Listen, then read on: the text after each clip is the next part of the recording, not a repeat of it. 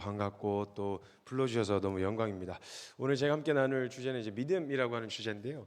제가 이제 사역을 한 지 이렇게 나이가 많지는 않은데 이 일찍부터 사역을 좀 시작하는 바람에 제가 죄송합니다. 한 18년 정도 사역을 지금 하고 있어요. 하고 있으면서 한 말씀 전하고 돌아다닌 거는 한 7, 8년 정도. 그 외에는 제가 주로 하던 사역은 이제 노가다였습니다. 노가다. 삽질하고 진짜 그냥 말 그대로 노가다였어요. 뭘 맡길 만한 이제 뭐 실력이나 아니면 뭐 사역 쓸만한 사역자가 아니다 보니까 주로 하던 일들이 그런 일들이었는데 그 과정 안에서 제 안에 항상 늘 고민이 있었어요. 어떤 일을 하는 거하고 상관없이 어느 자리에서든 하나님을 잘 믿어야 되잖아요. 믿는 게 뭔가 저한테 듣는 내용들 하나님에 관한 것과 그다음에 성경에 대한 지식, 복음에 대한 내용 이건 어려서부터 수도 없이 들었는데 그것이 실제로 내가 믿는 건 무엇인가? 믿는데도 왜 나 안 바뀌지? 믿는데도 왜 나 여전히 이 모양이지? 이 질문이 제 안에 항상 있었어요. 이 고민을 가지고 계속 씨름하면서 가르쳐 주셨던 이제 원리들을 저는 저만 그런 줄 알았어요. 제가 조금 이상해가지고. 근데 제가 그 수혜성교단에 사역하다 나와가지고 밖에 돌아다니면서 사람들을 만났는데 저보다 흉악하신 분들이 많더라고요. 그러니까 저의 신앙의 고민과 싸움들을 통해서 좀 도움을 얻으시는 분들이 좀 계셨어요. 그래서 그런 믿음의 원리들을 가지고 이렇게 좀 함께 말씀을 나누기 시작했는데 제가 코로나 이후에 제일 많이 요청받았던 주제가 뭐였냐면 설교를 하러 가면 회복이라는 주제였어요. 회복이라는 주제를 요청받아서 가면 제가 제일 먼저 물었던 게 있었는데 여러분 회복되기 원하십니까? 라고 물으면 대부분의 다 네, 회복됐으면 좋겠습니다 라고 물어요. 왜냐면 항상 내 지금의 현실이 만족스럽지가 않거든요. 늘 모자란 것 같고 상황은 좀 나아졌지만 생각해 보세요. 여러분 1950년도 6.25 동란 지나고 나서부터요 지금까지 500배 경제 성장률을 이루었어요. 대한민국이. 그럼 그때보다 500배 행복해야 되잖아요. 만약에 상황은 더 나아졌으니까. 근데 500배 행복함을 느끼시던가요? 아니죠. 지금 현재 느낀 체감되는 어려움이 그때 체감되는 건 지금 경험한 게 아니니까 지금 느끼는 게 아니니까 그랬었던 거고 그게 전혀 위로가 안 된단 말이죠. 그냥 지금 힘든 거예요. 그러니까 늘 회복에 대한 필요성을 갖고 있거든요. 좋아졌으면 좋겠고 나아졌으면 좋겠고. 그러면 우리의 신앙에도 문제가 있으면 회복되기를 원하는데 어디로 돌아갔으면 좋겠습니까? 어떻게 회복되기를 원하십니까? 라고 물으면 방향이 없어요. 어디로 돌아가야 되지? 다시 뜨거워지는 게 회복인가? 아니면 뭔가 다시 열정을 되찾는 게 그런 회복인가? 열심을 내는 게 회복인가? 그러니까 회복의 방향이 없는 거죠. 한 가지 확실한 건 코로나 이전으로 한국교회가 돌아가면 큰일 납니다. 왜냐하면 코로나와 비슷한 상황 터지면 또 어려워진다는 얘기인 거잖아요. 이 과정을 통해서 하나님을 향한 믿음과 신뢰가 성장해가고 깊어져야 되는데 쳇바퀴를 돌듯이 이게 다람쥐 통 돌듯이 쳇바퀴를 돌듯 계속 반복되어지니까 우리 안에 이게 맞나 싶은 의문, 나 잘 믿고 있는 거 맞나 하는 생각이 드는데 대안이 없으니까 그냥 덮고 넘어가는 거죠. 제가 이런 걸 이제 끄집어내 가지고 진짜 믿는 거 맞아요, 우리? 정말 하나님 믿는 거 맞아요? 종교 생활 말고 진짜 하나님이 살아계시고 실존하시는 하나님이라는 믿음으로 사는 거 맞나요? 라고 하는 질문 앞에 우리가 함께 서는 거죠. 그런 믿음에 대한 원리를 좀 함께 나누려고 합니다.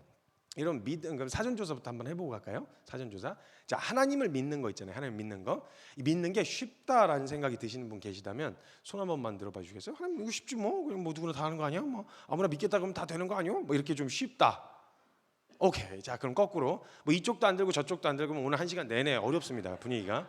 양쪽에 어느 한편은 좀 들어주시면 좋겠어요. 자, 믿는 거, 와 이거 쉽지 않다. 치열하다. 힘들다. 잘 믿으려고 하면 되게 고달프고 고단한 삶이 펼쳐질 것 같다. 이런 정서가 느껴지시는 분 계시다면 손 한 번만 들어주시겠어요? 감사합니다. 네, 감사합니다. 네. 대체적으로 어딜 돌아다녀도 다 이런 정서를 느끼고 있어요. 믿음이라는 것에 대한 인식과 정서가 어떻냐면 뭔가 믿으면 하나님을 잘 믿으면 어렵고 힘들고 왠지 연상되어지는 삶이 있잖아요. 그죠? 왠지 그 선교사 이러면 벌써 딱 연상되어지는 삶이 있잖아요. 그래서 선교사님들 오셔서 인사하면 제일 먼저 인사하는 게 뭐냐면 좋은 일을 하시긴 하시는데 아이고 고생이 많으시지요. 아이고 고생이 많으시죠. 약간 이런 정서 있잖아요. 그 뭐 주의 종으로 끌려 산다 이러면 뭐 주님의 사역을 한다 이러면 좋은 일인 건 맞는데 아이고 고생이 너무 많을 것 같다 이런 정서가 찾아 들어온단 말이에요. 벌써 믿음으로 살자, 믿음으로 산다라는 걸 생각했을 때 제일 먼저 생각나는 삶이 뭐냐면 뭐 내려놔야 될 거, 포기해야 될 거, 못하게 될 거, 보통 이거부터 생각난단 말이에요. 그러니까 벌써 질려버리죠. 보통은요 믿음으로 뭔가 어떤 길을 선택할 때 사람은 몸뚱이가 하나라서 A든 B든 한 가지의 길밖에 선택할 수가 없어요. 그럼 그 한 가지를 선택한다는 말은 뭘 깔고 있냐? B를 포기하겠다는 거를 전제로 깔아놓고 A를 선택하는 거예요. A와 B의 길이 있다면 내가 A를 선택하기로 했으면 B는 갈 수 없다는 걸 전제로 깔아놓기 때문에 포기해야 될 거, 이걸 포기할 만큼 A가 내게 가치 있다라는 것으로 가는 거거든요, 원래. 근데 희한하게 믿음의 삶은 같은 값이면 다 훔치말하고 A를 선택하면 하지만 B도 포기하지 않을 수 있는 방법들을 자꾸 찾아요. 근데 A를 삶을 제대로 살기로 결정하면 이거 자꾸 포기하라고 하거든요. 그러니까 그건 싫은 거야. 그렇게 살고 싶지 않으니까 막 이것도 못하고 저것도 못하고 이게 생각나는 거죠. 그 삶을 선택하면 그 안에서 누릴 수 있는 것 때문에 선택하는 거지, 벌써 포기해야 될 것부터 생각하기 시작하면 질려서 이 길 못 간다는 거예요. 청년들이 와갖고 저한테 질문을 하면요, 대부분 그런 질문이에요. 선생님, 저는 믿음으로 살고 싶지가 않아요. 왜? 막 이것도 내려놓고 저것도 내려놓고 막 포기해야 된대요. 그 중에 어떤 놈이 와가지고 좀 정신 나간 애가 와가지고 저한테 이러는 거예요. 성사님, 저는 그 믿음을 살면 이런 것도 못하고 저런 것도 못하지 않습니까? 라고 얘기하는 것 중에 제 안에 되게 거슬리는 말이 하나 있었어요. 뭐였냐면 믿음을 살면 뭐 이것도 못하고 저것도 못하고 연애도 못하고 결혼도 못하고 뭐 이렇다는 거예요. 그래서 이건 짚어줘야 되겠다 싶어서 제가 딱 잘라서 얘기를 잠깐 스탑, 거의 좀 오해하는 부분이 있는 것 같다. 다시 한번 제가 확실하게 정리해서 얘기해 줄게. 연애는 믿음 때문에 못하는 게 아니야. 그냥 못하는 거야. 결혼도 마찬가지고. 그 이유를 자꾸 성경에서 자꾸 주님에게서 찾으면 그 주님 되게 서운해하죠. 왜냐면 주님은 동료하셨거든요. 혼자 있는 게 안쓰러워가지고 같이 해라, 같이 이렇게 하셨는데, 그 주님을 믿는데 연애를 못한다는 게 주님 때문이라고 생각하면 이거 주님 되게 서운하실 일이에요. 이유를 다른 데서 찾아라. 일단 성경에서 찾지 말고 거울부터 본다든지 여러 가지 좀 현실적인 상황을 봐야지, 그걸 자꾸 이렇게 주님한테 이렇게 넘기면 안 된다. 그리고 또 어떤 애가 와갖고 저한테 그러는 거예요. 자기는 믿음을 살고 싶지 않대요. 깊이 들어갈수록 무섭대요. 왜 무섭냐 그랬더니 순교할까봐 무섭대요. 그래서 그건 제가 지금 웃음이 터져 나오더라고요. 그래서 되게 크게 웃어줬어요. 그래서 제가 그 친구한테 또 아주 정확하게 제가 이야기를 해줬죠. 야, 하나님이 순교 아무나 안 시켜. 순교가 영광인 줄 아는 사람한테 순교를 허락하시지, 순교 아무나 안 시켜. 그런 관점으로 봤을 때 너는 그냥 무병장수할 것 같아. 그냥 100살 꽉꽉 채워서 할 것 같으니까 그런 걱정이들랑 너의 믿음의 수준으로는 딱 무병장수할 것 같으니까 걱정하지 말아라, 이렇게 얘기를 해줬단 말이에요. 그러니까 벌써 믿음으로 살면 포기할 거, 내려놔야 될 거, 이걸 생각하니까 어렵다, 이런 정서가 찾아 들어온단 말이죠. 자, 여러분, 제가 믿음에 대한 속성과 설계 원리를 제가 설명해 드릴 거예요. 우리가 일상 가운데 얼마나 잘 쓰면서 살고 있는지 몰라요. 원래 저와 여러분 믿음이 되게 좋으세요. 그 믿음을 쓰는데 우리가 이걸 언어로 표현한 적이 없어서 설명이 잘 안 되지만 잘 쓰고 있었단 말이에요. 제가 이걸 언어로 풀어서 설명을 해드릴 거예요. 그럼 아마 여러분 안에도 맞아 그렇지, 이런 생각이 드실 거란 말이죠. 원래 믿음이라는 건요, 굉장히 쉬운 겁니다. 왜냐하면 믿음은 설계가 어떻게 되어 있냐면 믿어지도록 설계가 되어 있어요. 내가 믿어주는 게 아니고 믿어지는 거예요. 믿어주는 거라면 내 의지가 필요하겠죠. 내가 얼마나 의지가 강하냐에 따라서 잘 믿기도 하고 못 믿기도 하겠지만, 믿음은 믿어주는 게 아니라 믿어지는 거란 말이에요. 저와 여러분이 인격과 인격 사이 안에서, 사람과 사람 사이 안에 신뢰라는 것이 어떻게 형성되는지 한번 보시라는 거예요. 실제로 우리가 이걸 잘 쓰면서 살고 있거든요. 믿음은 믿어지는 건데, 그럼 어떻게 하면 믿어지는 믿음이 생기느냐? 내가 믿으려고 하는 대상을 알아가면 알아갈수록 믿어지는 거예요. 그 대상이 정말 믿을만하다는 걸 알아가면 알아갈수록 믿어지는 건데요, 이건 단순히 그 대상이 믿을만한 대상이라는 정보 있죠. 이 사람은 어느 학교를 나왔고 무슨 일을 하고 있으면, 이런 정보로는 신뢰가 생기진 않아요. 그 정보에 대하여 아는 것도 중요하지만 더 중요한 건 뭐냐? 여기서 안다는 말은 그 대상을 겪어서 아는 걸 말하는 거예요. 즉 실제로 내가 이 사람하고 겪어서 알게 되어졌을 때, 정말 믿을 만한 사람이구나가 내게 실제로 인정되어졌을 때, 그때 내가 의지를 쓰지 않아도 그 대상을 향한 믿음이, 신뢰가 형성되어지기 시작한다는 거예요. 이건 내가 의지로 만들어내는 게 아니에요. 우리의 의지와 노력은 어디로 향해야 되냐? 그 대상을 알아가는 자리로 나아가는 데다 쓰는 거지, 내 의지로 믿음을 만들어내는 게 아니라는 거예요. 그 대상을 알아가는데, 여러분 생각해 보세요. 누군가가 어떤 사람을 나에게 소개시켜 줬어요. 그 사람이 나에게 이렇게 얘기해 준 겁니다. 야, 그 사람 진짜 착해. 그럼 그 얘기만 딱 듣고 나서 그 사람이 착하다는 신뢰가 바로 생기진 않아요. 그래서 만약 내가 그 정보만 듣고 이 사람에 대한 이야기를 다른 사람에게 소개할 때는 이렇게 소개할 거예요. 그 사람 착하다던데? 그렇죠? 내가 경험한 바가 아니니까. 근데 내가 직접 그 사람이 진짜 착한 걸 경험했다, 그럼 나는 이제 이렇게 소개할 수 있는 거죠. 그 사람 진짜 착해. 왜냐면 내가 경험한 거니까요. 내가 경험하여 그 대상에 대해서 알게 되어지면 알게 되어질수록 믿을 만한 대상이라는 걸 알아가면 알아갈수록 믿음이 생기는 거예요. 믿어지는 거란 말이죠. 그러니까 생기면 이 믿음에 대한 영역은요, 이 대상이 믿을 만해서 믿는 거지 내가 의지가 강해서 잘 믿는 게 아니에요. 내가 감정이 좋고 안 좋고 하고는 전혀 상관이 없어요. 내가 이 대상을 믿는 이유는 이 대상이 믿을 만하기 때문에 믿는 거란 말이죠.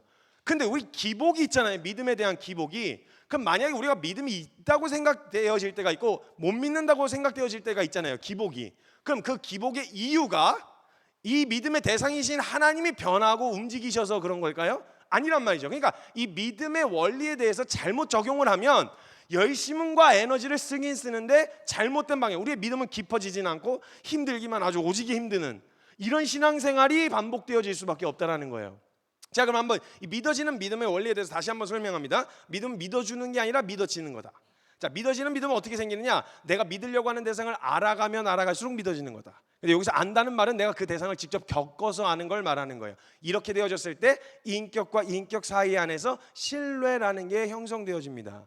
이렇게 형성되어진 신뢰는요, 웬만한 외압에 의해서는 쉽게 깨지거나 흔들리지 않아요. 자, 생각해 보시죠. 자, 우리 형제님들 중에서 나는 우리 부모님의 주민등록번호, 두 분의 주민등록번호를 외우고 있다 하시는 분 계시다면 손 한 번만 들어주시죠. 네, 감사합니다. 역시 소수예요. 어디 가나 제가 물어보지만 이렇게 또 난효자분들이 계시고, 그래서 이제 자식 새끼 키워봐야 소용없단 말이 보통 이런 데서 나오거든요. 부모님에 대한 가장 기본적인 정보 아니겠습니까? 근데 몰라요. 근데 그 상태로요, 주민센터나 동사무소 가잖아요. 거기 있는 직원이, 공무원이 나보다 우리 부모님에 대한 정보를 더 많이 알고 있어요. 치면 다 나오거든요. 언제 어디로 이사 다니셨는지까지 나와 있어요. 자, 그럼 그렇다고 해서 그 공무원이 나보다 우리 부모님에 대하여 더 잘 안다고 말할 수 있을까요? 그럴 수는 없죠. 그 대상에 관한 정보를 많이 알고 있다는 것이 그 대상을 잘 안다고 표현하진 않는단 말이에요. 우린 겪어서 알게 되어진 알미 있기 때문에. 그래서 그렇게 되면 자매님들 한번 생각해 보시죠. 자매님들 한밤중에 길을 가는데 어떤 남자가 칼을 들고 쫓아오기 시작했어요. 이 상황 무서워요, 안 무서워요? 무서워요. 이거 남자도 무서워요. 그죠? 무서운 상황이에요. 근데 그 상황이 왜 무섭죠? 모르는 사람이니까. 그렇죠? 그 사람이 그 칼로 나에게 무슨 짓을 할지 모르니까 무서운 거예요. 그래서 몰라서 믿지 못할 때 나타나는 첫 번째 증상이 두려움이에요. 그 사람은 지금 마트에서 칼을 사갖고 집으로 들어가는 길일 수도 있어요. 근데 그 사람이 날 해할 수도 있다는 가능성과 이 가능성을 배제할 수가 없는 이유가 뭐냐? 이 사람이 무슨 짓을 할지 모르는 사람이니까. 그 가능성 옵션을 배제할 수가 없는 거예요. 날 찌를 수도 있다, 해할 수도 있다. 그러니까 무서운 거죠. 근데요, 칼은 본래 도구입니다, 여러분. 도구예요. 그래서 누가 들고 있느냐에 따라서 전혀 다른 용도가 됩니다. 살인자의 손에 들려지면 흉기가 되지만 1급 요리사의 손에 들려지면 1급 요리를 만들어내는 아주 멋진 도구가 된단 말이죠. 근데 여러분, 같은 칼인데 다른 사람이 들고 있으면 여러분 전혀 다른 정서가 느껴지실 거란 말이죠. 자, 여기 청년들도 있는데 생각해보시죠. 부모님들은 아마 공감하실 거예요. 그 아침에 이제 청년들이 이렇게 부모님이랑 같이 살면요, 자기 혼자서 이렇게 제까닥 일어나는 것들이 별로 없어요. 그 알람 수십 개씩 맞춰놓고 지는 안 일어나고 옆에 사람 다 깨우는 애들, 그런 애들 있단 말입니다. 왜 5분마다 다시 울리게 맞춰놨는지 알 수가 없는데 아무튼 알람은 맞춰놓긴 맞춰놔요. 그럼 이제 어머니들께서 이제 일어나셔가지고 아이들을 깨워주십니다. 깨워주시는데 일단 자기 혼자 제까닥 못 일어나는 것들은 절대 한 방에는 안 일어납니다. 불문율이에요. 이제 여러 차례 깨우시면요, 우리 어머니들께서 깨우실 때 너무 재밌어요. 대한민국 어머니들 깨우실 때 어떻게 깨우시냐면 몇 시에 깨우든 상관없어요. 이미 늦었어요. 새벽 4시에 깨우실 때도 늦었어, 일어나, 얼른 일어나, 빨리 일어나서 아침 먹고 얼른 준비하고 천천히 좀 여유롭게 좋게 기분 좋게 가야지, 얼른 일어나 이러면서 깨우시는데 절대 한 방에는 안 일어납니다. 그럼 이제 여러 차례 깨우시죠. 그럼 인내심의 한계 지점에 도달하십니다. 바빠 죽겠는데 막 여러 차례 막 여러 번 얘기하게 하면 인내심의 한계 지점에 도달하셨을 때 나오는 고정적인 멘트가 하나 있어요. 좋은 말로 할 때 일어나. 근데 좋은 말로는 절대 안 일어나요. 그럼 이제 어머니께서 뚜껑이 열리십니다. 그래서 문을 차고 들어가셔서 막 일어나라고 하면서 막 소리를 지르시면 그걸 알람 삼아 일어나요. 아, 마지노선이구나, 일어나야 되겠다 해갖고 이제 일어난단 말이에요. 눈을 부시시하고 떴는데 어머니가 아침을 준비하다 들어오신 거예요. 김치를 막 썰다 들어오셨어요. 왼손에는 김치 국물이 뚝뚝뚝 떨어지고 있고 오른손에는 김치를 썰던 칼을 들고 계셨어요. 자, 이 상황 무서워요, 안 무서워요? 무서워요. 무서워요, 여러분. 이거 객관적으로 보면 되게 무서운 상황이에요, 그렇죠? 아니, 아까 그 남자는 모르는 사람인데 그냥 칼을 들고 있다는 이유만으로도 무서웠잖아요. 근데 지금 이 사람은 화가 난 채로 칼을 들고 있어요. 다른 누군가에게 화가 난 게 아니라 정확하게 나에게 화가 난 채로 칼을 들고 있어요. 이거 상황으로만 따지면 얼마나 무서운 상황이에요? 근데 만에 하나 0.00001%의 가능성이라도 그 사람이 그 칼로 날 해할 거라는 가능성을 염두하고 있어요? 안 하고 있어요? 안 해요. 옵션 자체가 없어요. 왜? 엄마니까. 이 문장 하나에 수십 년의 경험이 담겨 있는 거예요. 그 엄마는 절대 나에게 그렇게 해야 할 사람의 가능성 자체를 염두를 안 해요. 어떤 놈이 일어나고 어머니가 그 칼로 절 찌르지 않으실 걸 믿습니다. 전 믿습니다. 이렇게 안 한다고요. 그냥 그 깔려 있어요, 전제가. 우리가 얼마나 이스라엘 가운데서 믿음을 잘 쓰면서 사는지 몰라요. 저와 여러분은 이미 이 믿음을 얼마나, 그러니까 인간은 유한하거든요. 유한하다는 말은 한 치 앞도 내다볼 수가 없단 말이에요. 한 치 앞도 내다볼 수 없기 때문에 여러분 가능성으로 따지면 모든 일이 다 가능성이거든요. 무너지면 어떻게 해요, 이거? 가다가 길에 싱크홀 빠지면 어떻게 해요? 다리 무너지면, 교통사고 나면, 모든 가능성이 있는데도 불구하고 우리가 편안하게 살 수 있는 건, 차를 두려워하지 않고 탈 수 있는 건 뭐냐? 그 일이 내게 일어나지 않을 거라는 그냥 암묵적인 믿음을 깔아놓고 사는 거예요. 그냥 그거 다 염두하고 살면 불안해서 못 살거든요.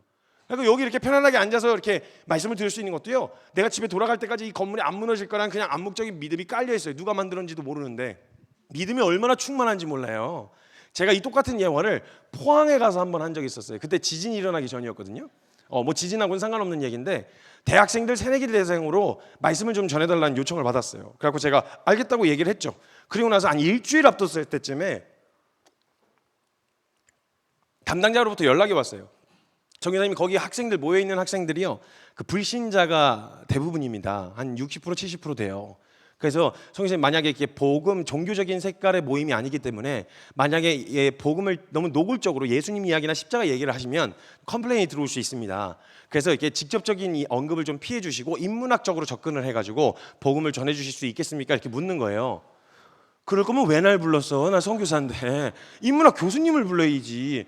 어떻게 해요? 근데 이제 일주일밖에 안 남은 거라서 일단 알겠다 그랬어요. 갔는데 저는 도대체 예수님 얘기를 안 하고 복음을 어떻게 전해야 될지 모르겠더라고요. 그래서 어차피 날 불러놨고 책임은 어차피 진행팀이 지는 거고 전 3일만 전하고 집에 가면 되는 거니까 에라 모르겠다고 그냥 했어요. 그냥 막 너는 죄인이다, 막 니네 십자가 없으면 안 된다, 막 이러면서 막 난리를 쳐니까 분위기 이상해졌죠.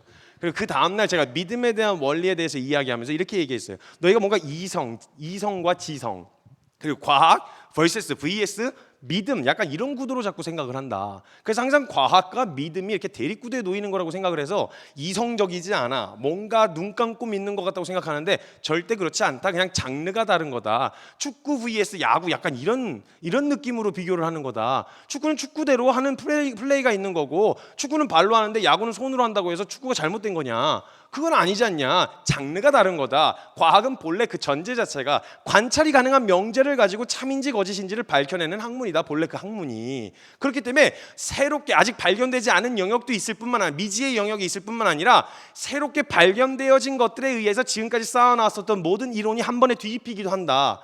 그래서 그 이론들이 전제가 있고 그 전제에 전제가 있고 그 전제에 전제가 있는데 그것을 서로 약속한, 우리 이렇다고 서로 약속하자라고 이야기한 게 공리인데 그 공리가 새롭게 발견되어지는 사실에 의해서 확 뒤집히면 지금까지 믿어왔던 모든 것들이 이게 다 뒤집어 엎어지니까 과학이라는 학문은 본래 100% 확신을 잘 안 한다. 새롭게 발견되어지는 것들에 의해서 바뀔 수도 있는 여지를 항상 남겨놓는다.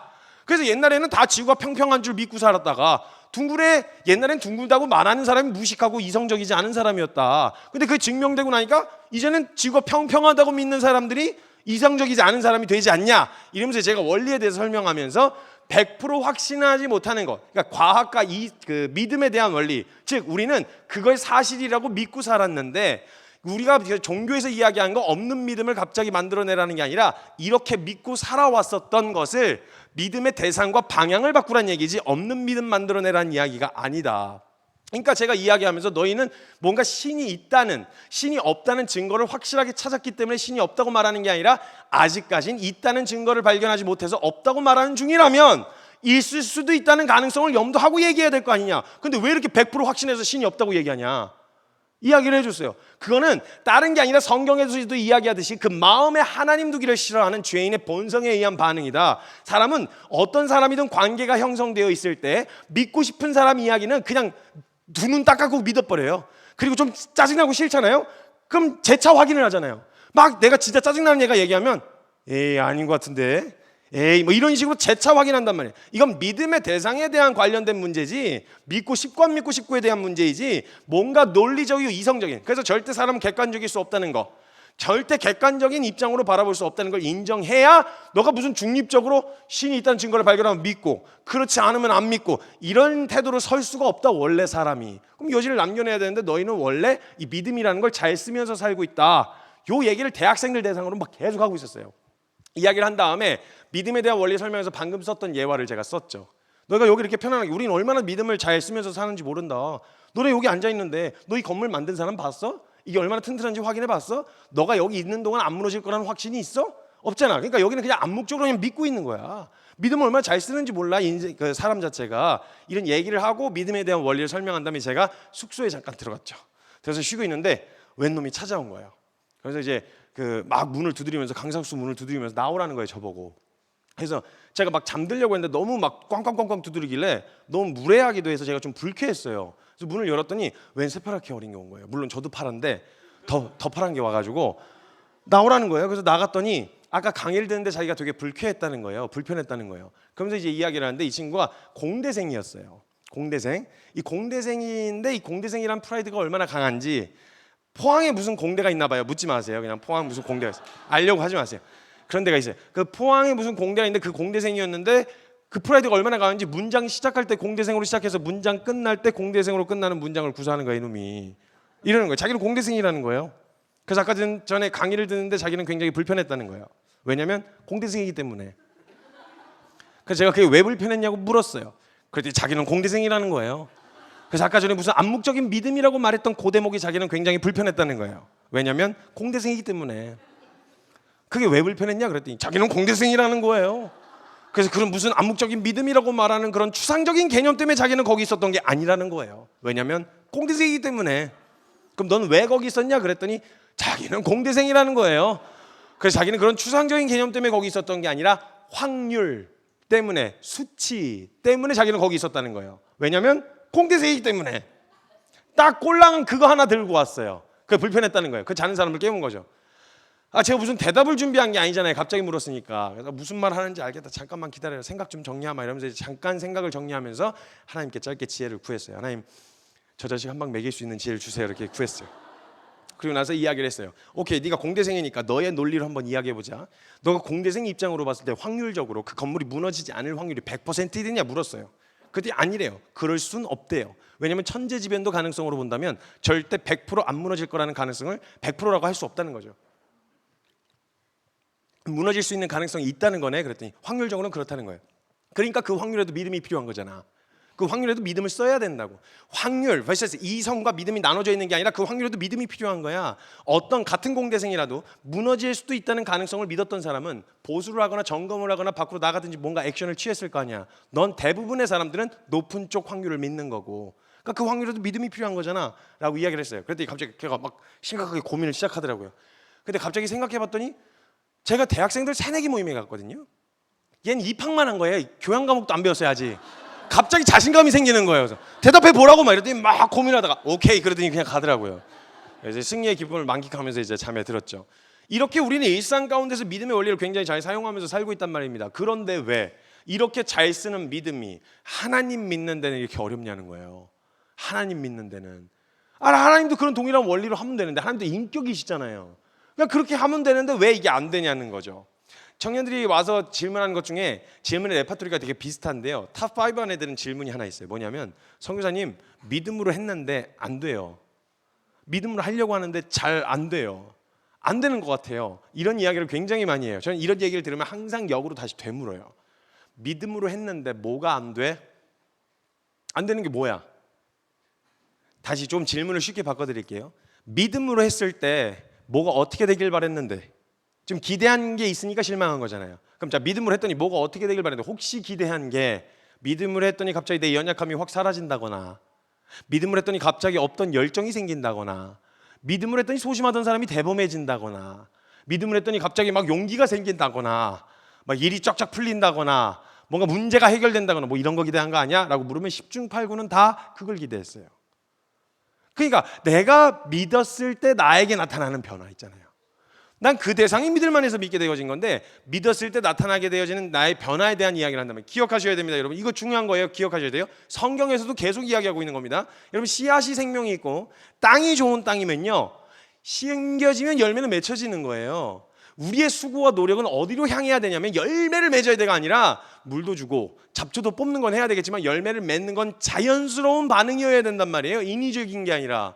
그러니까 예수님도 말씀하신 게 뭐냐면 난 포도나무고 너희는 가지다. 너희가 내 안에 내가 너희 안에 있으면 그 사람은 과실을 많이 맺어라. 안 맺으면 확 다 가지치게 해버려. 이러면서 협박을 하신 게 아니고요. 그 사람은 과실을 많이 맺을 수밖에 없다. 그러니까 뭐에 집중해라? 제대로 붙어있는지에 집중해라. 그 성경에서 이야기하는 건 항상 이거였어요. 믿음에 대해서 이야기할 땐 아주 단순하게 이야기합니다. 하나님을 믿었다. 끝. 근데 우리가 기대하는 건 뭐예요? 하나님을 믿었다. 그러니까 그 뒤에 딸려오는 거 있잖아요.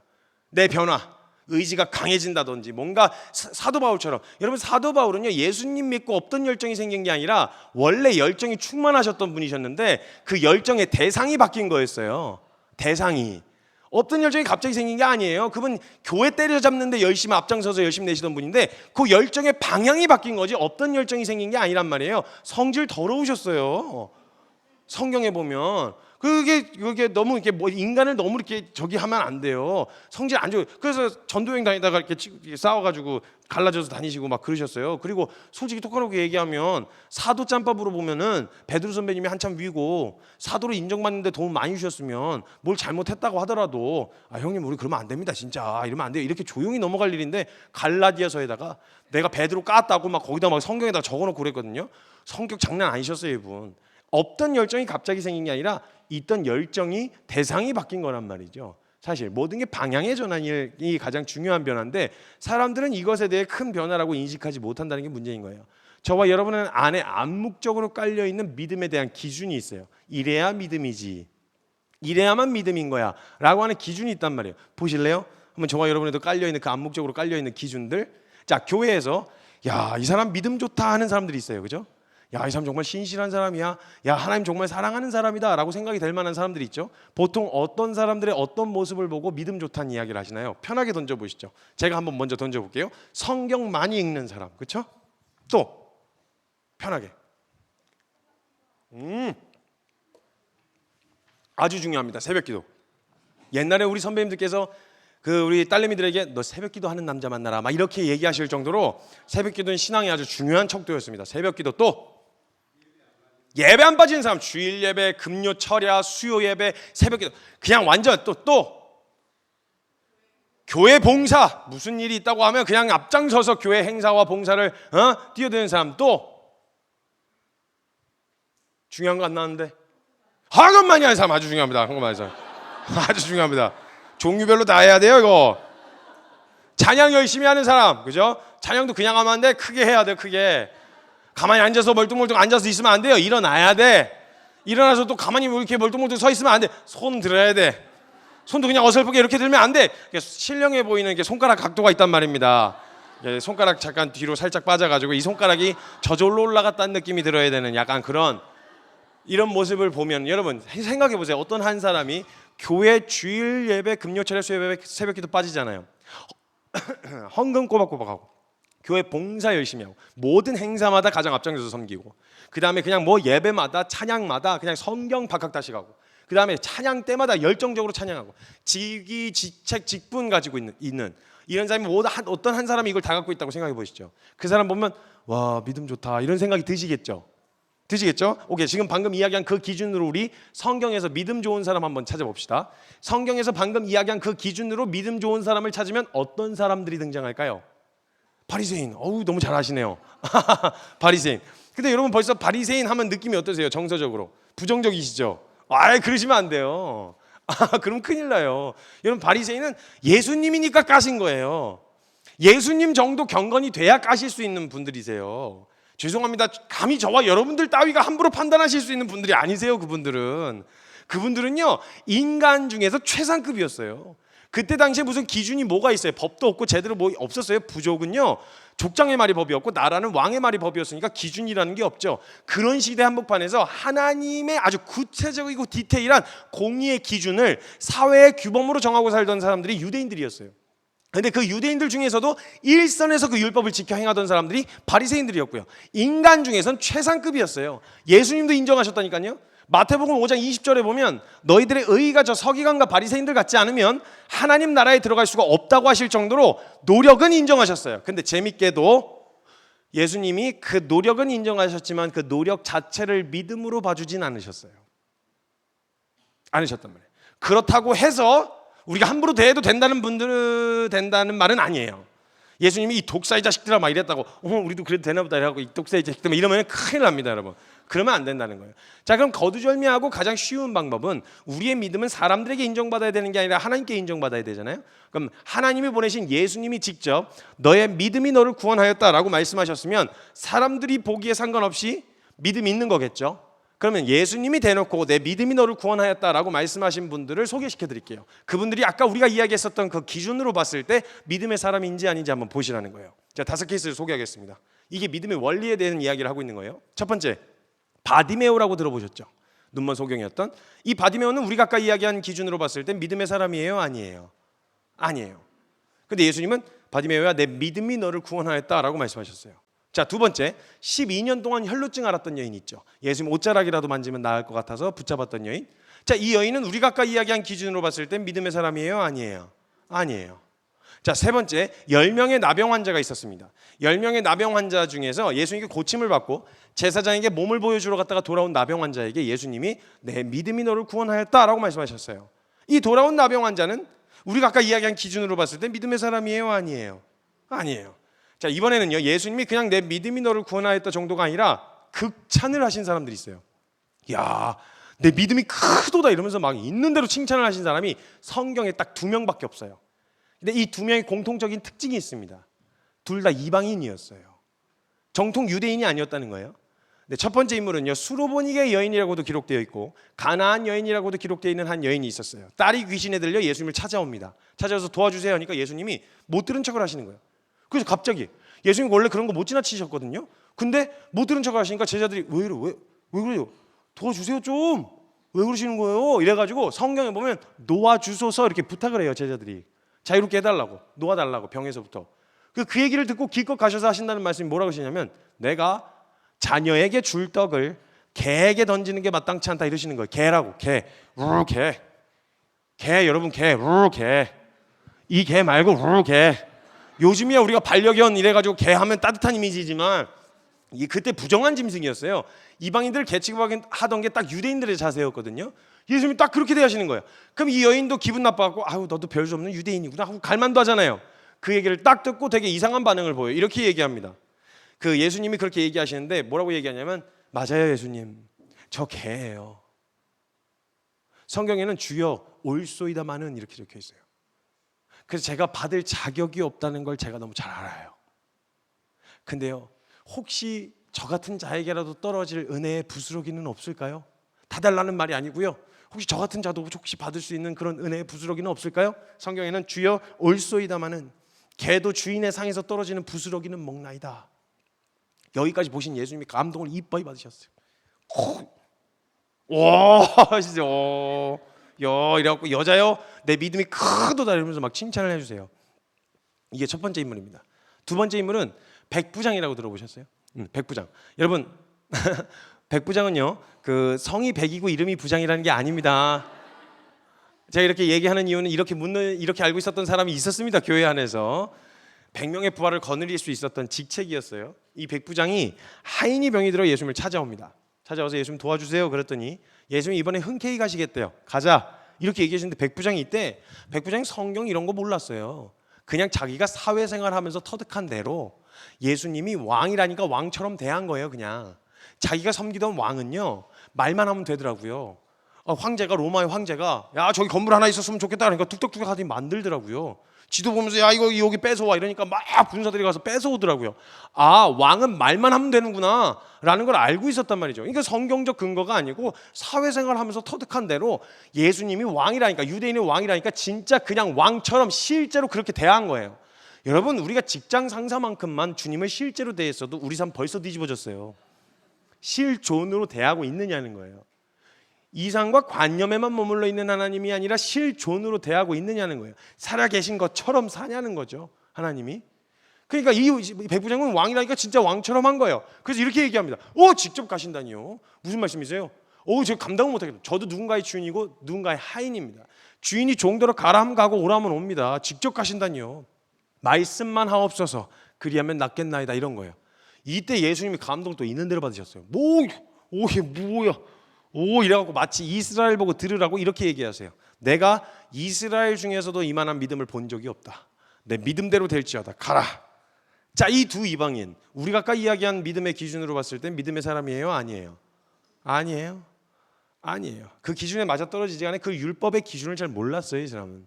심지어. 자, 여기서 예수님이 얘기하고 싶으셨던 건 믿음의 방법, 이걸 하면 믿음, 이걸 하지 않으면 믿음이 아니고, 이런 방법을 가르쳐주고 싶으셨던 게 아니라 원리를 가르쳐주고 싶으셨던 거예요. 믿음의 원리. 자, 여기 5케이스에 공통적으로 등장하게 되어지는 원리들이 있습니다. 한번 보세요. 이 사람들은요, 일단 이 5케이스에 있었던 사람들은요, 같은 문제 앞에 서 있었는데 자신들의 힘으로서는 벗어날 수 없는 어떤 한계 앞에 서 있던 사람들이었어요. 믿음의 원리입니다. 이게 예수님이 보시는 그 한계 앞에서 먼저는 자신들의 힘으로 벗어나 보려고 애를 무진장 썼어요. 의사도 찾아가보고 약도 먹어보고 다 해봤어요. 그랬는데도 내 힘으로는 이 문제를 해결할 수 없다는 확실한 도장만 받게 됐어요. 그 상태에서 예수님을 찾아갈 땐 예수님이 여러 가지 가능성 중에 한 분이 아니었어요. 의사한테 가서 안 되면 예수님한테 안 되면 점쟁이, 이렇게 해서 여러 가지 가능성 중에 한 분이 아니라 예수님이 유일하고도 마지막 소망이었어요. 그래서 그렇게 나와 엎어진 그들의 태도를 보시면서 예수님 말씀하시길, 너 내가 그거 해결해 줄 줄 알고 믿고 나한테 온 거 아니야? 너의 믿음이 너를 구원하였다라고 이야기하셨다는 거예요. 자, 이걸 오늘날 저와 여러분에게 적용해서 이 믿음의 원리에 대해서 한번 설명해 보겠습니다. 저와 여러분은 한 가지 존재적인 문제를 가지고 태어났습니다. 싫든 좋든 원치 않든 상관없이 문제를 가지고 태어났는데 그게 뭐냐? 죄인이라는 거예요. 근데 내가 왜 죄인이에요? 내가 사람들한테 피해도 안 끼치고 그러고 살아왔는데요. 이건 도덕적인 의미가 아니라 선의 기준이신 하나님의 공의의 기준으로 들여다봐야 되거든요. 여러분, 내가 하나님 앞에서 의로워 보려고 내가 애를 쓰고 노력하는 행위 좋습니다. 틀리다고는 할 수는 없어요. 근데 그 노력 끝에 얻는 결론은 나로선 절대 그 요구하시는 공의 앞에 설 수 없다는 것만 깨닫게 될 수밖에 없다는 거예요. 내가 왜 죄인이냐? 내가 뭐 때문에 죄인이에요? 라고 묻는데 많은 사람들이 내가 죄인이라는 걸 인정하는 데서부터 시작되어지는데, 은혜가 이게 제대로 인정이 안 되는 거예요. 남한테 피해도 안 끼치고 살았는데 내가 뭐가 문제예요? 이런 생각이 찾아 들어온단 말이죠. 한 청년이 저에게 와서, 총장님, 로마서 5장 20절에 보니까 죄가 더한 것에 은혜가 넘쳤답니다. 그렇지. 그러니까 죄인인 걸 내가 알아갈수록 은혜가 더 크게 다가온다, 이 말 아닙니까? 맞지? 그럼 내가 죄인인 걸 알아야 된다는 건데, 그렇지? 그럼 내가 죄인인 걸 어떻게 할 수 있나요? 이렇게 묻더라고요. 그래서 제가 기가 막혀갖고 알고 싶냐 그랬더니 알고 싶대요. 오래 갈 것도 없고 한 이틀 정도면 되는데 해볼래 그랬더니 해보겠대요. 펜하고 노트만 하나만 가져와, 이렇게 했어요. 그래서 펜하고 노트를 가져왔어요. 가져와가지고 넌 지금부터 시작해서 이틀 동안 너 머릿속에 이렇게 스치고 지나간 생각 있지? 우리가 이걸 스치고 지나간 생각들이 금방 잊혀져서 그런데, 너 이 스치고 지나간 네 안에서 무슨 일이 일어날 수 있는 가능성을 가지고 있는지 한번 들여다봐라. 너 머릿속에 스치고 간 그 생각을 그대로 텍스트로 옮겨 적어라. 누구랑 자고 싶었어? 누구랑 어디서 어떻게? 누굴 죽이고 싶었어? 누구랑 어디서 어떻게? 어떤 방식으로? 그대로 생각한 그대로를 노트에다 적어라 그랬어요. 그래서 노트에 적기 시작했어요. 그 프로젝트 이름이 데스노트라고 하는 프로젝트였어요. 적어 그랬더니 하루가 지났어요. 하루가 지났더니 그 질문했던 놈 얼굴이 흘러내리더라고요. 잘 보고 있냐 그랬더니 갑자기 저한테 오더니, 선생님, 전 쓰레기입니다, 이러더라고요. 마저 해라. 그래서 이틀 동안 마저 채웠어요. 그 녀석 덕분에 같이 훈련받던 친구들이 전부 다 그 프로젝트를 같이 동참하게 됐어요. 그리고 그 훈련받는 애들, 저희가 지금 그 안에서 공동체로 훈련을 받고 있는데, 훈련받는 애들이 다 모여서 이틀째 되는 날 애들이 다 흘러내렸죠. 그래서 모였는데 다 봤냐 그랬더니 이제 죄인인 거 알겠냐 그랬더니 알겠대요. 너무 죄인이래요. 자기는 진짜 죽을 수밖에 없는 죄인이라고 그러더라고요. 근데 그렇게 끝내면 또 제 스타일이 아니죠. 그래서 저한테 질문했던 그놈한테, 일어나 발표해. 여러분, 뭐가 적혀 있으실 줄 알고 그 반응이시죠? 그렇죠? 벌써 예상이 되시죠? 그렇죠? 뭐가 적혀 있을지 대충 짐작이 가시죠? 이게 저와 여러분이에요. 말하지 않아도 그 안에 있는 가능성이에요. 그 가능성 자체가 우리 안에서 얼마나, 우리 안에 있는 그 죄의 가능성은요, 그 불씨가 기회와 조건을 만나지 못해서 초위에 있다고 하더라도, 그건 작은 바람에도 꺼지는, 쉬이 꺼지는 불이지만요, 강원도 산불, 산을 전체를 다 태웠던 불의 속성하고 전혀 다르지 않습니다. 초 위에 있는 불도요, 휘발유에다 갖다 붙이면 붙을 수도 있고 안 붙을 수도 있는 게 아니라 무조건 붙습니다. 그러니까 저와 여러분이 가지고 있는 그 죄의 가능성은 상황과 조건, 즉 법의 울타리로 이것 그냥 법 기준 없이 냅두면 서로 자멸할 게 불보듯 뻔하니까, 그게 경험했던 게 세계 1, 2차 대전이었어요. 이거 냅두면 기준도 없이 냅두면 그때부터 국제법이 생기기 시작했단 말이에요. 야, 이거 냅두면 그냥 자멸하겠구나 이거. 그러니까 이 가능성에 대한 부분들을 보고 나니까 무서워서 엄하게 그 법으로 컨트롤하기 시작해. 이 안에서만 해. 이거 넘어가면 큰일 난다. 그래서 그 법적인 그런 어떤 불이익을 감당하게 하면서 컨트롤하기 시작했단 말이에요. 이걸 냅두면 어떻게 되는지 일어나니까. 여러분 생각해 보세요. 무정부 상태라고 하면 벌써 어떤 이미지가 연상되시나요? 막 파라다이스, 막 같이 막 나누고 우리 집에 올래요, 같이 공유해요, 뭐 이런 이미지가 생각나세요? 아니면 어두운 슬럼가, 살인, 강간, 방화, 강도, 뭐 이런 이미지가 생각나시나요? 후자가 생각나시죠? 이게 우리 안에 있는 가능성이에요. 이게 그냥 상황과 조건만 갖춰지면 얼마든지. 그래서 이거 어떤 사람은요, 그 기준을, 성경의 기준을 딱 듣고 나면 이걸 내 힘으로 갈고 닦아보려고 애를 씁니다. 몸부림을 쳐요. 몸부림을 치는데 문제는 뭐냐, 그렇게 나를 갈고 닦아서 몸부림 쳐가지고 요 사람들 중에서는 깨끗한 사람이 될 수 있는데, 문제는 뭐냐, 하나님 앞에서도 깨끗하다는 건 아니라는 게 문제인 거예요. 사람들 중에서는 의로울 수 있는데 사람들보다 의롭다는 말이 하나님 앞에서도 의롭다는 말은 아니라는 게 문제인 거예요. 여러분, 하나님의 공의의 기준은 이렇습니다. 우리는 살인은 죄로 봅니다, 그죠? 근데 그 살인을 가능하게 하는 원동력인 분노는 죄로 안 봐요. 왜냐면 화를 냈다고 해서 체포해 가진 않잖아요. 죄를 접목시키기가 뭘 아직 한 게 아니니까. 근데 하나님은 그 가능성까지 죄로 보십니다. 그러니까 살인이나 분노나 같은 살인으로 보시는 거예요. 살인할 수도 있다가 아니에요. 이미 살인하였느니라. 우리는 간음은 죄로 봅니다. 근데 그 간음을 가능하게 하는 원동력인 음욕은 죄로 안 봐요. 죄라고 여기지 않아요. 근데 하나님의 공의의 기준은 간음이나 음욕이나 간음하였다, 즉 간음으로 보신다는 거예요. 이게 하나님 공의의 기준이라면 난 충족시킬 수 있겠다, 해볼 수 있겠다, 내가 노력해서 애써서 가능하다, 안 되는 거예요. 인간 중에 자기 갈고 닦기로 유명했던 사람이 사도 바울인데, 그 사도 바울이 그런 식으로 갈고 닦아서 내려진 결론이 뭐였냐, 로마서 7장에 오호라 나는 공고한 사람이라, 누가 나를 이 사망의 몸에서 건져내랴. 내 힘으로서는 이 문제로부터 해결할 수 없다는 결론을 가지고 확실하게 도장 찍고 이 문제를 해결하러 오신 분, 예수 그리스도 앞에 나아가 엎어진 태도를 보시고 예수님 보시고 말씀하시길, 너의 믿음이 너를 구원하였다 라고 말씀하신다는 거예요. 너가 그 문제 스스로 해결할 수 없어서 내가 해결해 줄 줄 알고 너 나 믿고 나온 거 아니야, 그 믿음이 너를 구원하였다 라고 말씀하신다는 거예요. 그렇게 나온 사람은 자기가 죄인이라는 걸 확실하게 인정하고 나온 거예요. 그럼 이 사람이 나온 사람의 모습이 무엇이겠을까요? 뭔가 막 번듯할까요? 아니 뭐 깨끗할까요? 그렇지가 않다는 거예요. 죄인인 채로 나왔단 말이에요. 한 가지는 내가 죄인이라는 게 인정된 죄인이라는 거죠. 이런 믿음의 원리가 성경 내내 기록되어 있었다라는 거예요. 제가 여기까지 이야기하면 시간 관계상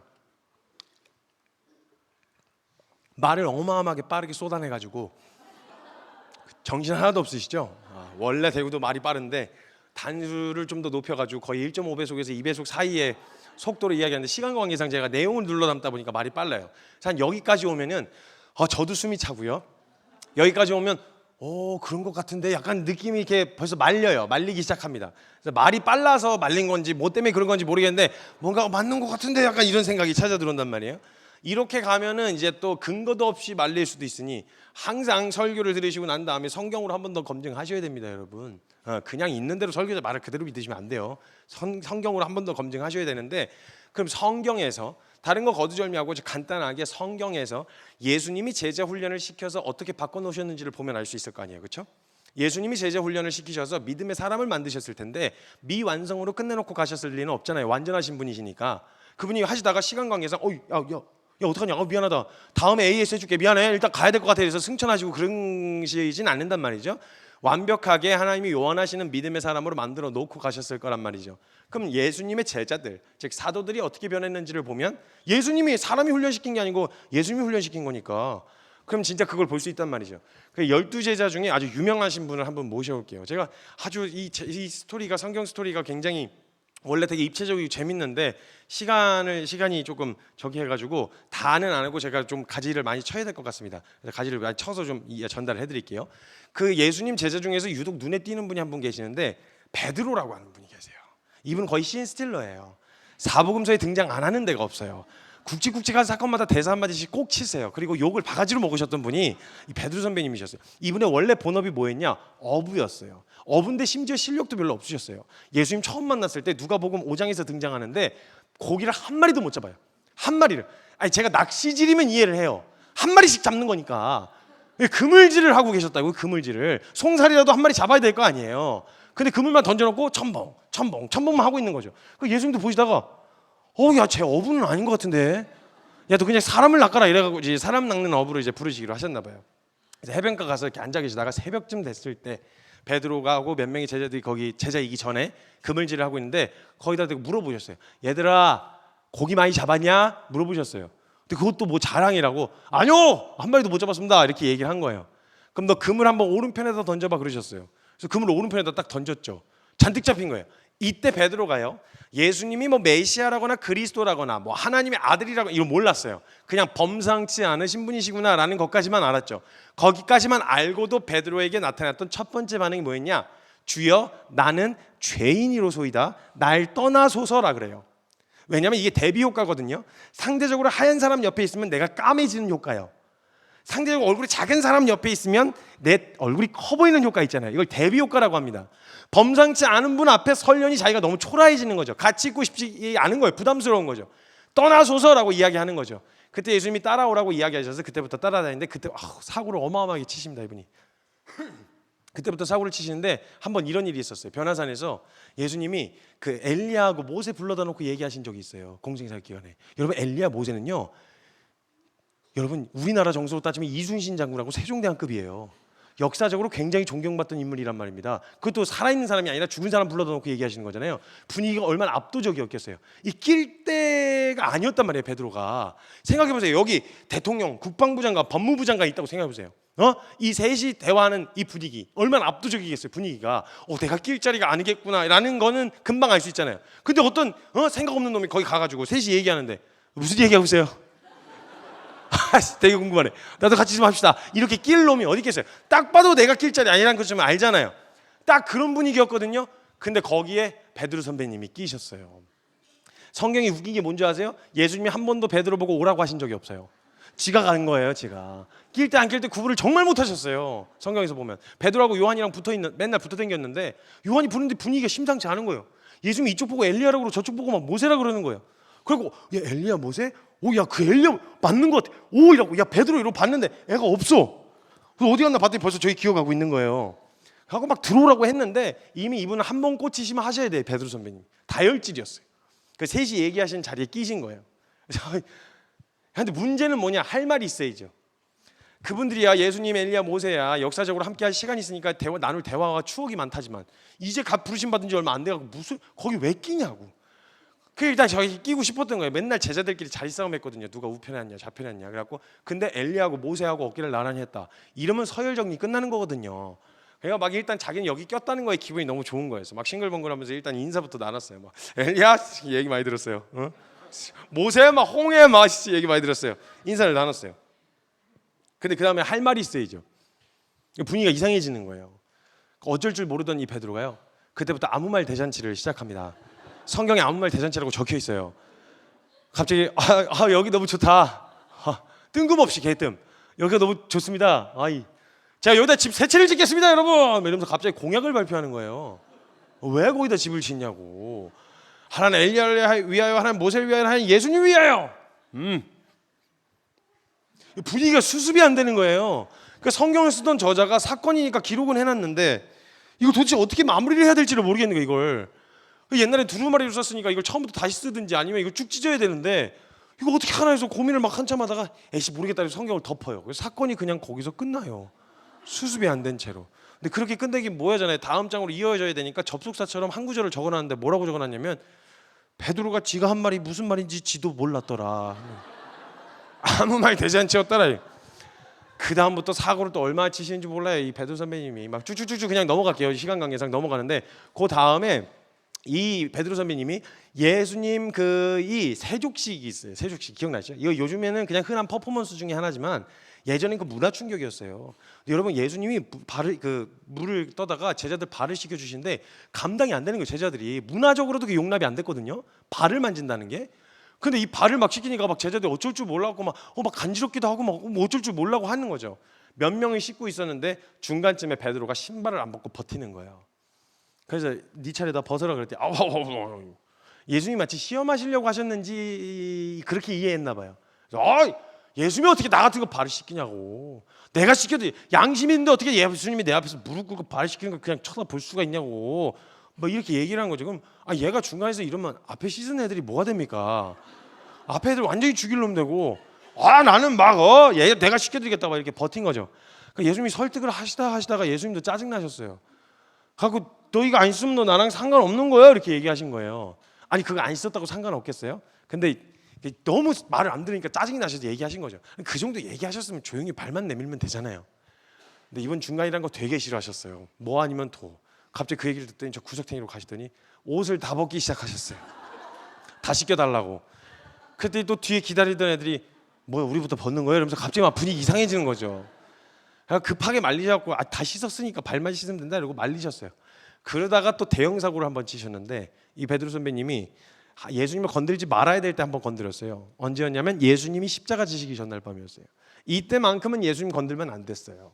근데 하필 이때 예수님한테 칭찬을 한번 받아요. 베드로 선배님이 주는 그리스도시요 살아계신 하나님의 아들이십니다 이랬다가 뭐 오랜만에 홈런 한번 쳤다 이래가지고 칭찬을 받아요. 칭찬은 고래를 춤추게 하지만요, 그 베드로 선배님에게 칭찬은 이성을 마비시켜요. 그러니까 살이 분별이 안 되세요. 분위기 파악이 전혀 안 되시는 거죠. 또 뭐 하나만 걸려봐라 이러고 기다리고 있었는데 이때 예수님이 되게 나약한 이야기를 하셨어요. 내가 곧 있으면 죽으러 갈 거야. 너희를 떠날 거야. 뭐 이런 얘기를 하시는 거예요. 이걸 또 베드로 선배님이 그냥 어떻게 넘어갑니까? 그래서 예수님 얘기하시는데 말을 잘랐어요. 예수님 잠깐 스탑. 예수님 나 베드로 하면 뭐야? 의리 빼면 뭐야? 시체라고. 내 앞에서 그런 얘기하고 그러면 서운해. 내가 굉장히 서운해. 걱정하지 마시라고. 절대 잡혀가실 수 없고 혹시 잡혀가셔도 내가 죽기까지 따를 거니까 걱정하지 마시라고 얘기했어요. 이거 진심이었어요. 진심이었고요. 사실 말만 보면 그렇게 문제될 게 없잖아요. 예수님도 그냥 곱게 마음은 알겠다. 근데 그런 말이 아니야. 이러면서 이제 이해 못하고 있는 거니까 좀 좋게 얘기하실 수도 있잖아요. 이때 예수님이 그걸 받아주실 여유가 없으셨어요. 이땐 털리는데 그냥 아주 있는 대로 털려요. 그냥 이름도 안 부르세요. 사탄이라 그래요. 사탄아 물러가라. 네가 하나님의 일을 방해하는구나. 막 이래가지고 있는 대로 털려요. 또 깨갱해갖고 잠깐 이러고 또 찌그러져 있었어요. 그러다가 자기가 뭘 잘못했는지 깨닫지 못하니 베드로가 마지막에 사고를 한번 더 치십니다. 재밌는 게 뭔지 아세요? 그때 이후로 어디서부턴가 그 칼을 하나 주워갖고 차고 다니기 시작해요. 예수님 지켜드리겠다고. 근데 이분이 칼을 써본 적이 있어야죠. 그래서 폰만 잡고 있었는데 가로등 주다가 팔아넘겨서 이렇게 잡혀가시잖아요. 그때 예수님 잡아가지 말라고 칼을 뽑아갖고 휘둘렀는데 칼이 생각보다 무거운 거예요. 그거 제대로 치지도 못해갖고 말고라고 하는 좀 귀를 잘못 때렸어요. 귀만 뚝 떨어진 거예요. 그 칼을 뽑아갖고 이게 휘둘렀는데 예수님 잡아가지 마 하고 휘둘렀는데 말고 아야 그 둘이 눈이 마주쳤는데 그럼 마저 찌르든지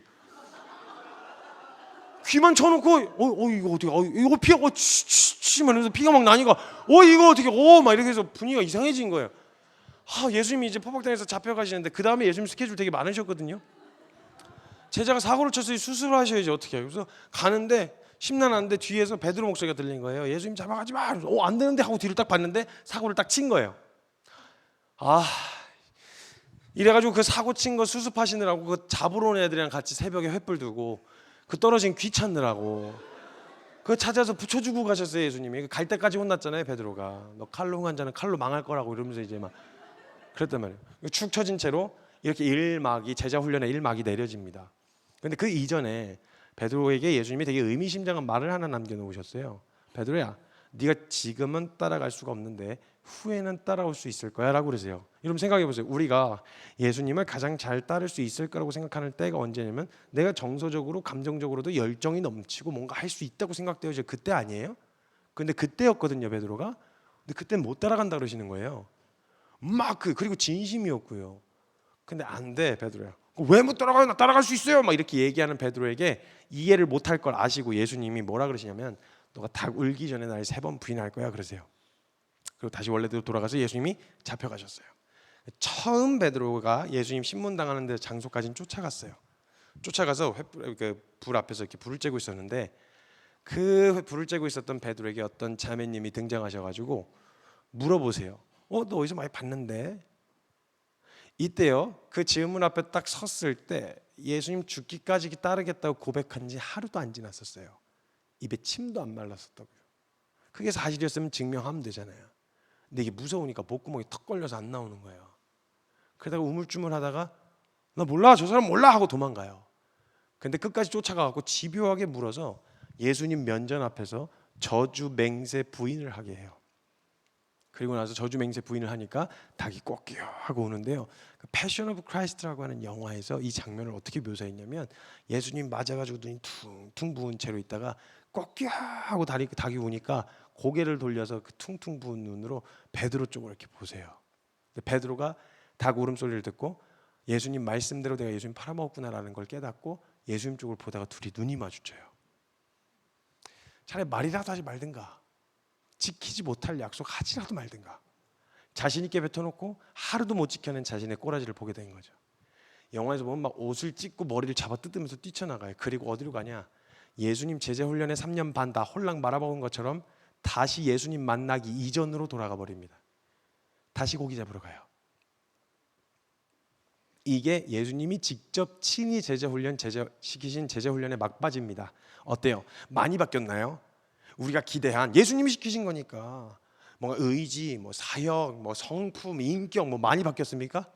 뭐가 달라진 거죠 도대체? 완전히 실패로 끝나는 것 같아 보였어요. 그리고 제자들이 도망가고 배신한 제자들 몇 명이 다시 모여가지고 그물질하고 있었는데 그 장소가 디베리아라고 하는 바닷가였어요. 요한복음 21장에 등장하는 장면인데 예수님이 부활하셨다는 사실은 소식은 듣게 됐는데 차마 예수님 앞에 직접 찾아가지 못하겠는 거죠, 양심상. 그래서 그냥 의미 없이 헛그물질을 하고 있었는데 그때 예수님이 부활하신 다음에 그 배신하고 도망간 제자들을 찾아가세요. 그리고 마치 저와 여러분에게 무엇이 바뀌었는지를 보여주시려는 것처럼 처음 베드로 부르실 때의 장면을 똑같이 연출하세요. 누가복음 5장의 장면을. 거기서 떡과 고기를 구워놓고 기다리고 계시다가 한참 새벽이 지날 때까지 첨벙첨벙거리고 있는 제자들에게 예수님이 이렇게 부르세요. 얘들아, 고기 많이 잡았냐? 똑같죠 멘트가. 아니요, 한 마리도 못 잡았습니다 라고 대답을 하니까 너 그물 한번 오른편에다 던져봐. 여기까지도 똑같아요. 그리고 딱 던져서 잡아 당겼는데 잔뜩 잡힌 거예요. 이때 요한이 먼저 알았어요, 예수님인 걸. 그럼 요한은 예수님 안 팔아먹었거든요. 끝까지 예수님 곁을 지켰거든요. 그럼 예수님 이렇게 반응을 하면 되잖아요. 근데 베드로가 얼마나 괴로워하고 있는지 옆에서 보고 있었어요, 요한이. 그래서 요한이 베드로에게 알려줘요. 야야야, 야, 예수님 오셨어. 지금 해변가에 오신 분 예수님이야. 그럼 이때 우리가 흔히 반응하는 반응으로 반응했더라면 베드로가 이렇게 반응해야 정상이에요. 예수 모셨어? 아, 망했다. 야, 조용히 배 돌려. 나 그때 눈 마주쳤어. 내가 하나 둘 셋 하면 저 반대편으로 있는 이거 넌 져야 돼, 알았어? 정신 차려. 너 예수님 그때 물 위로 걸어오시는 거 봤지? 너 뛰시면 난리 난다 진짜. 도망쳐. 하나 둘 셋 하면 막 도망가고 예수님이 거기서 보고 계시다가 자식들 봐라 이러면서 잡으러 가시는 거죠. 찹찹찹찹찹찹찹. 그래갖고 막 걸려가지고 물고문 당하고 막 너 왜 팔아먹었어? 하면서 막 물고문 당하는 인과응보의 하나님. 이게 보통 우리가 인식하는 하나님에 대한 정서예요. 그러니까 내가 상태가 괜찮을 땐 하나님 앞에 나아가는 게 떳떳하고 당당한데 내 상태가 내가 느끼기에도 별로 형편없으면 하나님 앞에 나아가는데 걸림이 돼. 이게 속임이에요. 이게부터 시작되는 게 잘못된 믿음의 방향이라고요. 여러분, 우리는요 잘났기 때문에 잘나서 하나님 앞에 나아갈 수 있는 게 아니라 우리가 부족하기 때문에, 내가 보기에도 내가 형편없기 때문에, 그래서 그리스도의 은혜가 필요한 거예요. 예수님이 말씀하신 게 뭐냐? 병든 사람에게라야 의사가 쓸 때 있고 건강한 자에게는 의사가 쓸 때 없다. 난 의인을 부르러 온 게 아니라 난 죄인을 부르러 왔다. 스스로 깨끗하고 당당하고 떳떳하면 예수 그리스도가 왜 필요해요? 내가 아무리 몸부림치고 내가 애를 써도 안 되는 나를 발견해서 처절하게 무너졌을 그때야말로 진짜 믿을 때죠. 진짜 그때야말로 주님 앞에 나아갈 때인데 다 내 상태로는 주님 앞에 서면 안 된다는 거야. 내가 이꾸라지라고 어떻게 가요? 보통 이게 흔한 반응이거든요. 근데 이때 베드로가 요한이 야, 예수님 오셨어 라고 이야기해 주니까 이때 베드로가 되게 재밌는 반응을 보여요. 갑자기 손에 들고 있었던 그물을 놔요. 고기 잡을 마음이 없었다는 거예요, 이건. 그러더니 풀어놨었던 겉옷을 주섬주섬 챙겨갖고 둘러요. 그리고 물로 풍덩 뛰어들어요. 그리고 예수님이 계신 해변가로 휘적 걸어가요. 여러분, 혹시 3년 반 만에 베드로가 달라진 게 딱 하나 있었거든요. 이게 뭔지 보이시나요? 처음에 누가복음 5장에서 베드로가 예수님 처음 만나고 뭐라 그랬죠? 주여 나는 죄인이로소이다 나를 떠나소서. 부담스러워서. 근데 3년 반 만에 베드로가 바뀐 건 이거 하나였어요. 그때보다 더 흉악한 죄인, 그땐 모른다는 핑계라도 되겠는데 모른다는 핑계도 될 수 없을 만큼 확실하게 알아놓고 예수님을 확실하게 부인한 자신의 꼬라지를 알고 있는데도 불구하고 예수님이다. 그러니까 뭐에 홀린 것처럼 예수님이 계신 곳으로 가는 거예요. 이때 무슨 생각이 들었겠어요, 여러분? 베드로가 수만 가지 생각과 마음들이 오고 갔을 거란 말이에요. 베드로 마음을. 나 가도 돼? 나 지금 이 꼬라지로 가도 될까? 남이 나한테 손가락질 안 해도 사람들이 야 네가 양심 있냐? 야 다른 사람은 몰라도 너만큼은 가면 안 되는 거 아니야? 너 진짜 어떻게 그 꼬라지로 갈 생각을 다 하냐? 너 진짜 양심 없다. 이게 사람들이 말해주지 않아도 지 양심이 소리를 질렀을 거란 말이에요. 그런데 그렇게 나와 예수님 앞에 딱 섰는데 예수님이 놀랍게도 베드로에게 단 한 차례도 베드로가 저질렀었던 과거의 수치를 캐묻지 않으셨어요. 너 그때 왜 나 팔아먹었냐? 너무 죽기까지 따르겠다며 이런 걸 단 한 번도 물어보질 않으셨어요. 베드로에게 딱 하나 물어보셨어요. 베드로야, 너 나 사랑하냐? 그 꼬라지로 있는 베드로에게 딱 하나 물어보셨어요. 너 나 사랑하냐? 여러분 이 질문에 대한 딜레마를 저도 빠져봤는데요. 여러분 이런 딜레마에 빠져본 적 있으세요? 주님을 사랑한다고 대답하자니 사랑한다고 말하자니 내 꼬라지가 너무 형편이 없네.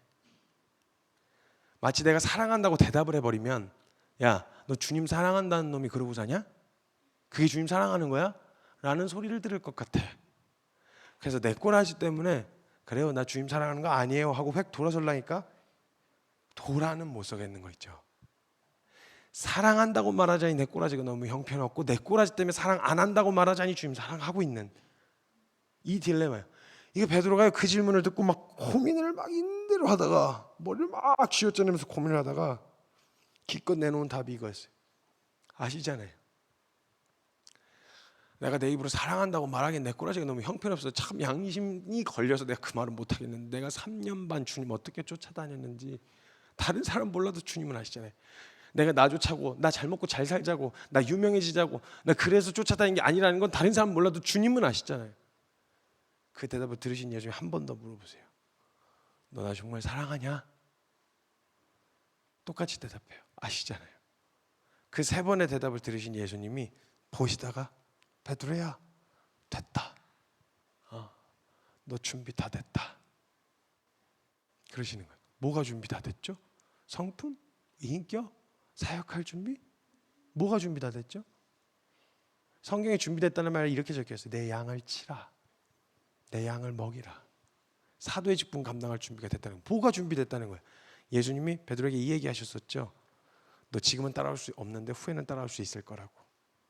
근데 그 말이 이 말이었어요. 베드로야 너가 지금 나한테 가려고 하는 너가 같이 가겠다고 하는 말하는 그 길은 너의 노력이나 최선으로 갈 수 있는 길이 아니야. 이 길은 너를 붙들어 주시는 하나님의 은혜로만 갈 수 있는 길이야.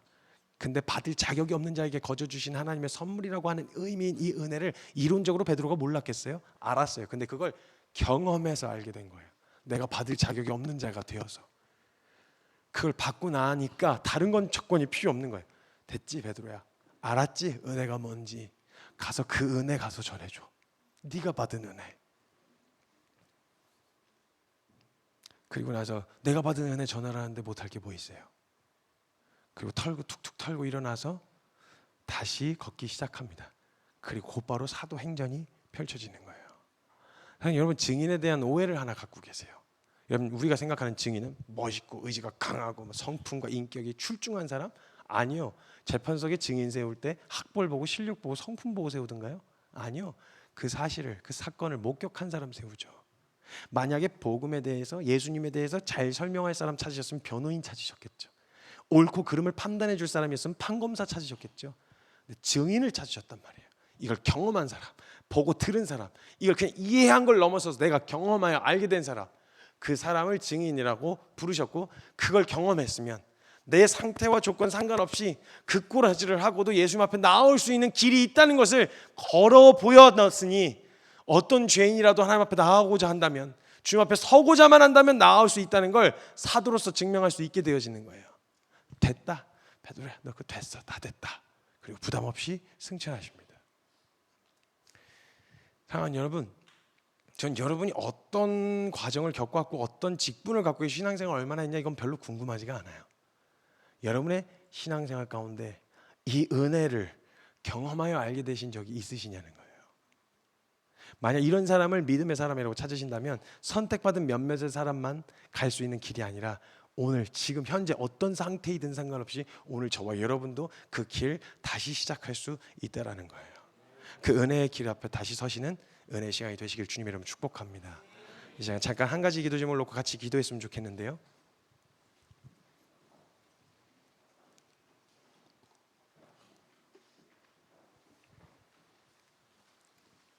눈을 좀 감아주시겠어요? 이 시간 같이 기도하실 때요, 물어봤었던 것처럼 전 여러분이 신앙생활을 몇 년을 했는지, 직분은 무엇인지, 얼마나 많은 일을 했는지 저는 이런 거 별로 궁금하지가 않습니다. 진짜 한 가지 묻고 싶은 게 있어요. 여러분 신앙생활을 해오시는 그 과정 가운데 그 신앙생활을 쭉 다시 과거를 되짚어 보셨을 때, 야 진짜 이런 날 사랑하셨다고? 이런 나를 위해 가장 존귀하신 분이신 예수님이 오셨다고? 어떤 사람이 이렇게 물었어요. 아니 어떻게 한 사람의 죽음으로 인해서 모든 전 인류가 구원을 받을 수 있는 거냐고. 어떻게 한 사람이 죽었는데 모든 80억 인구가 다 살 수 있는 거냐고. 그때 어떤 목사님이 이렇게 대답하셨다 해요. 그 어떤 소중한 것을 다 갖다 놔도 절대 비교할 수 없는 가장 존귀하신 분이셨다고. 가장 가치 있다고 말하는 걸 다 갖다 저울 위에 올려놓고 비교해도 그분하고 비교할 수 있는 대상이 없었을 거라고. 그런 분이 오셨던 거라고. 다른 80억의 대의적인 죄를 해결하기 위해서가 아니라 나 하나만 있었어도 오셨을 그분, 나 같은 걸 위해서 오셨다고? 이게 감격이 되던 순간 있잖아요. 여러분의 기억 속에 그런 기억이 있으시냐는 거예요. 가장 존귀하신 분이 가장 형편없는 나를 위해 오셔서 자신의 전부를 내어주고 죽으셨다는 이 사실이 믿어지던 순간, 그래서 그 감격 때문에 나를 어렵게 하고 힘들게 하는 그 수많은 상황과 문제들이 여전히 남아있지만 그게 문제처럼 여겨지지도 않을 만큼 막 그 벅차올랐었던 감격, 그 구원에 대한 감격 말입니다.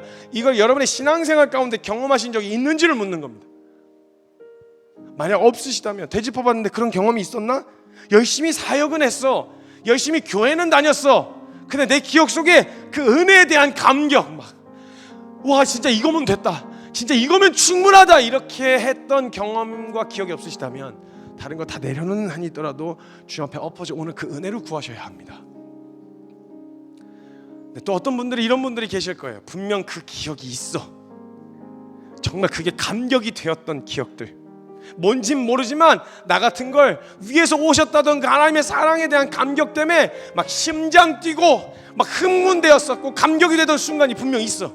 근데 시간이 지나서 상황에 지치고 사람에 치이고 여러 가지 문제들 때문에 질려버려서 그 사랑 받은 사랑 온데간데 없이 그냥 하루하루 연명하듯 신앙생활 간신히 유지하며 때우고 있었던 분들이 계시다면 오늘 다시 한번 잠깐 호흡을 가다듬고 지난 받았던 그 은혜를 다시 기억하시는 시간이 되셨으면 좋겠어요. 아 맞다, 나 그런 사랑 받은 놈이었지. 참 그래, 사람들의 하도 기준도 없는 말들에 휘둘려서 사람들에 대한 인정, 사람들에 대한 평판, 사람들이 박수 쳐주면 웃고 외면하면 울고 사람들의 말에 휘둘려서 인정받고자 목말라서 그렇게 애타게 달려왔었던 이런 존재가 아니라 나 그런 가장 완전한 사랑 받은 자였었지. 참 맞아, 나 그런 은혜 받은 놈이었지. 이걸 다시 기억하시는 그 구원의 기쁨이 회복되어지는 시간이 되셨으면 좋겠어요. 이 시간 기도하실 때 은혜가 필요하신 분들은 주님 앞에 간절히 은혜를 구하셔야 돼요. 그리고 하나님 앞에 그 은혜의 기억이 있지만 지금 어느새 다운이 돼 있고 또 그 안에 처져 있는 분들이 계시다면 내 영혼을 향해 선포하셔야 돼요. 그 주님께 간구하셔야 돼요. 주여, 구원의 기쁨을 회복하여 주시옵소서. 그 은혜의 감격을 다시 한번 소생시켜 주시옵소서. 우리 그런 마음으로 기도할 때 우리 사랑하는 주님의 이름, 우리가 간절히 부르다 죽어도 좋을 주님의 이름 간절하게 한번 크게 부르짖고 동성으로 함께 기도하며 나아가도록 하겠습니다. 함께 기도합니다. 주여!